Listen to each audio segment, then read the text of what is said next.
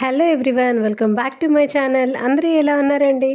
ముందుగా అందరికీ రథసప్తమి శుభాకాంక్షలు అండి. మీరందరూ ఎలా చేసుకున్నారండి పూజ? నేనైతే చాలా బాగా చేసుకున్నాను అనమాట. మార్నింగే లేచి మొత్తం హౌస్ అంతా మంచిగా క్లీన్ చేసేసుకొని స్టవ్ కూడా క్లీన్ చేసి బయటైతే రథం ముగ్గు పెడతాం కదండి. సో రథం ముగ్గు అయితే ఈ విధంగా పెట్టేస్తున్నాను. కానీ కొంచెం లేట్గా చేశాను, కానీ చాలా బాగా చేసుకున్నానండి. సెల్ఫ్ సాటిస్ఫాక్షన్ మనకు చాలా ముఖ్యం కదా. నేనైతే మంచిగా సాటిస్ఫై అయ్యాను, బాగా చేసుకున్నానని నేనైతే హ్యాపీగా ఫీల్ అయ్యాను అనమాట. రథం ముగ్గు అయితే ఈ విధంగా పెట్టాను. నాకు ఈ ముగ్గులు పెట్టడానికి చాలా ఎక్కువ టైం తీసుకుందనమాట. ఇంటి ముందు పెట్టాను, దేవుడి దగ్గర పెట్టాను, తర్వాత నేను ఎక్కడైతే పూజ చేస్తానో బాల్కనీలో అక్కడ కూడా ఈ విధంగా పెట్టాను అనమాట. తర్వాత స్టవ్ మీద పాలు పొంగిస్తాం కదా, యాక్చువల్గా అయితే బయట పొంగిస్తారు. కానీ పాసిబిలిటీస్ లేని వాళ్ళు, వీలు కాని వాళ్ళు ఏం చేస్తారు, మనకి ఎలా వీలుంటే అలాగే చేసుకుంటాం కదా. నేనైతే స్టవ్ మీద పిడక పెట్టుకొని పొంగించానమాట. దేవుడి దగ్గర అయితే ఈ విధంగా చిన్న రథం వేసి పద్మమును కల్వ పువ్వు పెట్టేసి పూజ కోసం అన్నీ సిద్ధం చేసేసుకున్నాను. ముందుగా ఏంటంటే పాలు పొంగించడమే కదండి మెయిన్ టాస్క్. సో దానికోసమైతే మంచిగా గిన్నెనైతే రెడీ చేసేసుకున్నాను. చిన్న గిన్నె, కొంచెమే చేస్తున్నాను. ఈరోజు స్వామికి చేసే నైవేద్యం అనేది అమృతంలా మారిపోతుందండి. మనం ఎలా చేసినా సరే టేస్ట్ అనేది అంత బాగా వస్తుందన్నమాట. చాలా బాగా టేస్ట్ అయితే మాత్రం చాలా బాగా వచ్చిందనమాట. నేను ముందుగా గిన్నెకి ఏంటంటే పసుపు కుంకుమ బొట్లతోటి అలంకరించేస్తున్నాను. ఆ తర్వాత ఏంటంటే మన ఆవు పాలతోటి చేస్తాం కదండి పరమాన్నం అనేది, అది కూడా రెడీ చేసేసాను. స్టవ్ చూసారా, ఈ విధంగా పసుపు కుంకుమ వరిపిండితోటి ముగ్గులు పెట్టేసి అలంకరించేసుకున్నాను. ముద్దుగా అనిపించింది కదండి.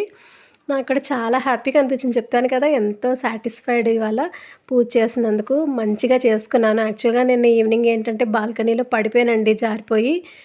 నిన్న మార్నింగ్ ఎలా చేయగలనో లేదో అనేసి మార్నింగ్ లేచేసరికి 6:30 అయిందనమాట.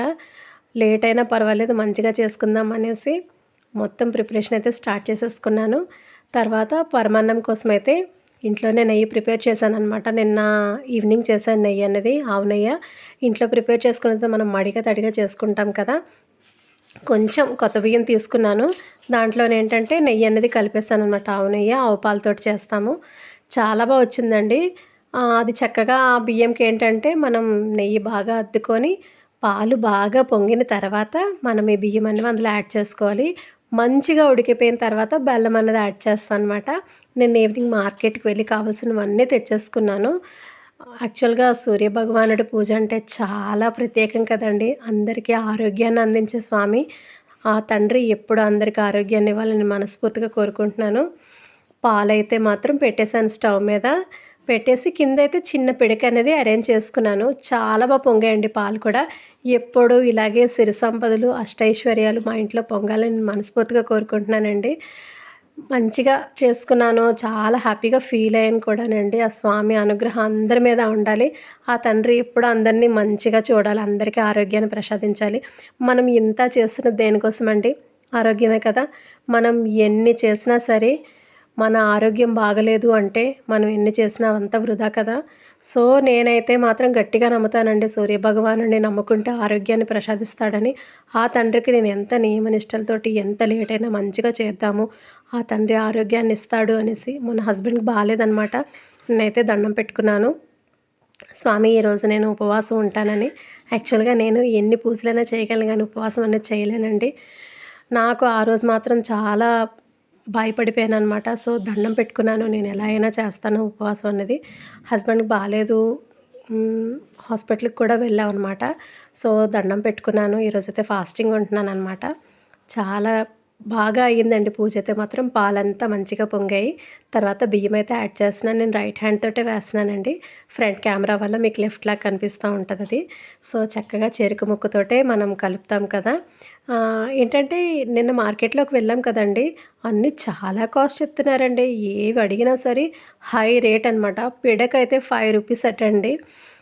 నాకైతే నవ్వొచ్చింది. ప్రతిదీ కొనుక్కోవాల్సి వస్తుంది. ఆఖరికి చీపురు పుల్లలతో సైతంగా అన్నీ కొనుక్కోవాల్సి వస్తుంది. కానీ ఆ స్వామి కోసం కదా మనం ఏమైనా చేస్తాము. చక్కగా పాలు పొంగాయి, నేను దండం పెట్టుకున్నాను, తండ్రి ఆరోగ్యాన్ని ఇవ్వు తండ్రి అనేసి. మొత్తం అంతా రెడీ చేసేసుకుంటున్నాను. ముందు పరమాన్నం అయిందనుకోండి, మిగతా అలంకరణ కోసమైతే ఇది ఫినిష్ అయిపోయిన తర్వాత దాని దగ్గరికి వెళ్తాననమాట. మనం యాక్చువల్‌గా ఈ పూజ అనేది దేనికోసం చేస్తాం ప్రయత్నం చేస్తానండి. మనం మెయిన్ సూర్య భగవానుడు అంటే ఆరోగ్య ప్రదాత కదండీ!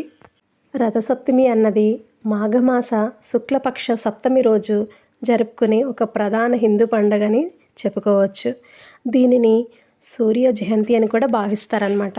సూర్య భగవానుడు 7 గుర్రాల రథంపై భూమిపైకి వస్తారు ఆ రోజని అందరూ నమ్ముతారనమాట. ఈరోజు సూర్యుడిని ఆరాధించడం వల్ల ఆరోగ్యం, సకల శుభాలు జరుగుతాయని మనందరి విశ్వాసం అనమాట.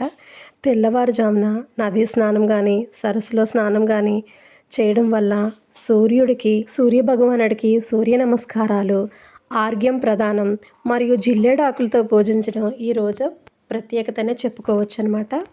ఇది శీతాకాలం ముగింపు మరియు వసంతకాలం ఆరంభం.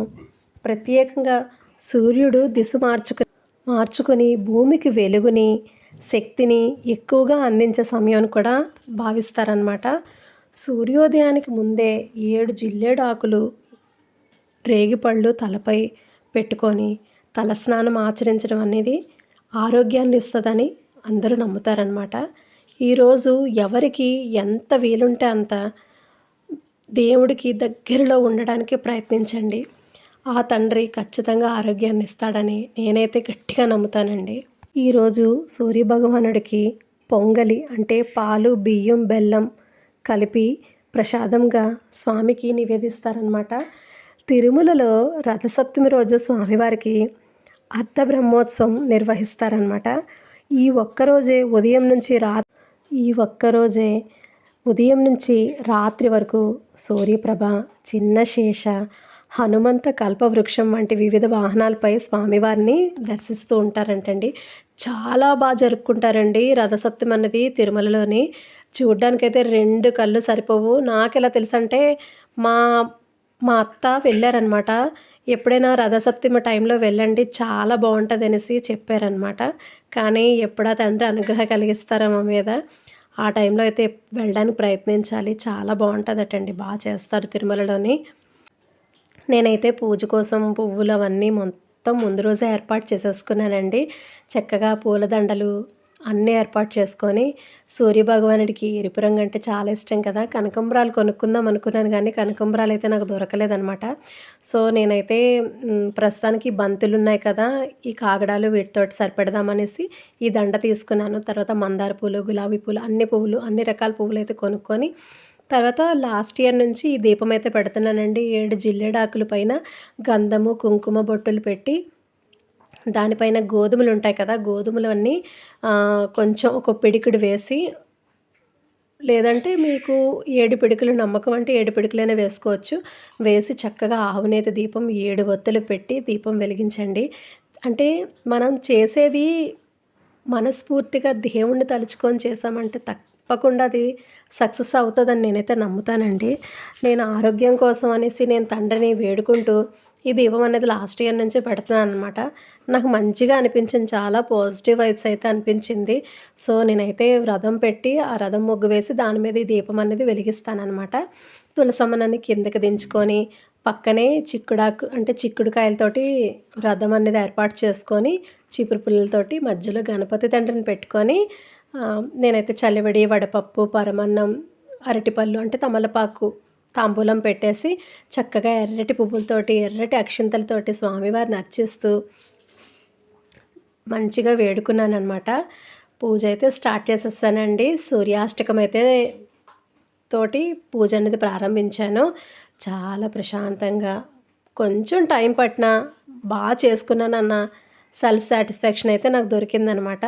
ఆ సూర్య భగవానుడు అన్నది అందరికీ ఆరోగ్యాన్ని ఇవ్వాలని నేను మనస్ఫూర్తిగా కోరుకుంటున్నానండి. చాలా బాగా అయింది పూజ అయితే మాత్రం. మీరందరూ ఎలా చేసుకున్నారనేది నాతో కామెంట్ సెక్షన్లో షేర్ చేసేసుకోండి. నేను చేసే పూజా విధానం అయితే ఈ విధంగా అయిందనమాట. నచ్చినట్టయితే ఒక లైక్ ఇచ్చేసేయండి. దీపాలు కూడా చాలా మంచిగా, చాలా కలకల్లాడుతూ ఈ దీపాలు పెట్టగానే చాలా నిండుదనంగా అనిపించిందండి. పువ్వులు, దీపాలు చాలా బాగా అనిపించింది అనమాట. పూజ అయితే ఈ ఇయర్ ఇంత బాగా చేసుకున్నాను. వచ్చే సంవత్సరం ఇంకా బాగా చేసుకోవాలని ఆ సూర్య భగవానుడి తండ్రిని మనస్ఫూర్తిగా వేడుకుంటున్నానండి.